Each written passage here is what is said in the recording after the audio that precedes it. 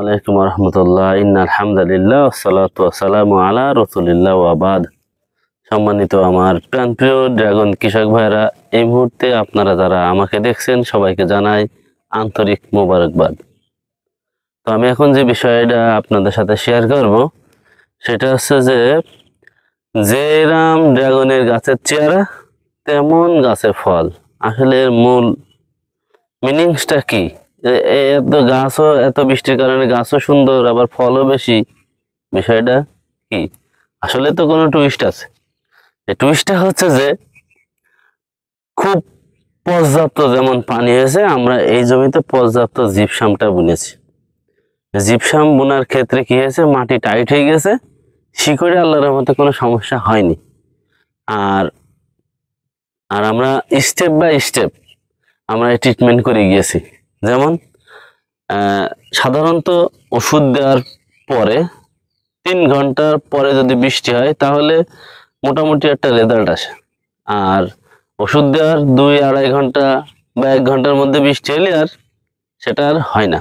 তো যারা আপনারা ড্রাগন চাষ করছেন, আমি একটা কথা আপনাদেরকে বলি যে ভাই, চাষটাকে পেশা হিসেবে নেওয়া যাবে না, চাষটাকে নেশা হিসেবে নিতে হবে এবং ব্যবসায় রূপান্তরিত করতে হবে। আর ব্যবসায় রূপান্তরিত করতে হলে আগে আপনাকে ইনভেস্ট করা লাগবে। মূল ইনভেস্ট হচ্ছে টাকা নয়, মূল ইনভেস্ট হচ্ছে নিজের শ্রম। নিজে গাছের কাছে আসতে হবে, তাদের কথা বুঝতে হবে, গাছের সাথে কথা বলতে হবে, তাহলে গাছও ভালো থাকবে, গাছের ফলও ভালো থাকবে। তো সংক্ষিপ্ত আকারে যেটা আমি আপনাদেরকে বলতে চাচ্ছি সেটা হচ্ছে যে, দেখেন আমি হাঁটছি, আমার গায়ে, আমার পায়ে কিন্তু কাদা লাগেনি। তো সেটা হচ্ছে যে গাছে দেখেন, গাছের চেহারা দেখেন আপনি। আমরা গতদিন সার দিয়েছি জমিতে, দেখতে পাচ্ছেন। তো আমরা আশা করছি এই বাগানে আগামী 15 তারিখের মধ্যে আবার একটা ফুল দেখা দিবে ইনশাল্লাহ। তো এই বাগানটা আমাদের লাইটিং করা ছিল 2 বিঘা জমি। আমরা এই 2 বিঘা সহ এই পাশে আরো 2 বিঘা লাইটিং করব।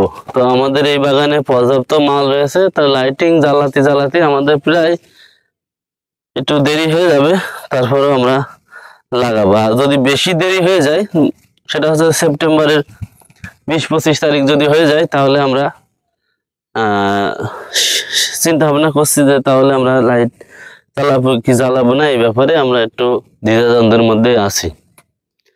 তো এই বাগানটা পুরো 7 বিঘা জমি। তো 7 বিঘা জমি আমি ঘুরলাম, তো আমার চোখে একটা পচা পড়িনি, একটা ফল যে মরিচা বা ক্যাঙ্কার রোগ যেটা আপনারা বলেন, আমার চোখে বাঁধেনি। পুরো জমি একই রকম। তো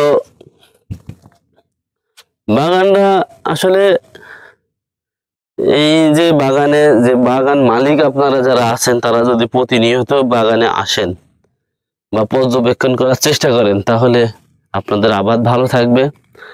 আর আপনাদের পাশে আছে আমি, রুবেল আজিম। আপনাদের ফসলে যে কোনো সমস্যায় আমার সাথে যোগাযোগ করতে পারেন। আমার দোকান Rubel enterprise, high school road, Kotchandpur. আমি আপনাদের আমার সর্বোচ্চটা দিয়ে সহযোগিতা করার চেষ্টা করব ইনশাল্লাহ।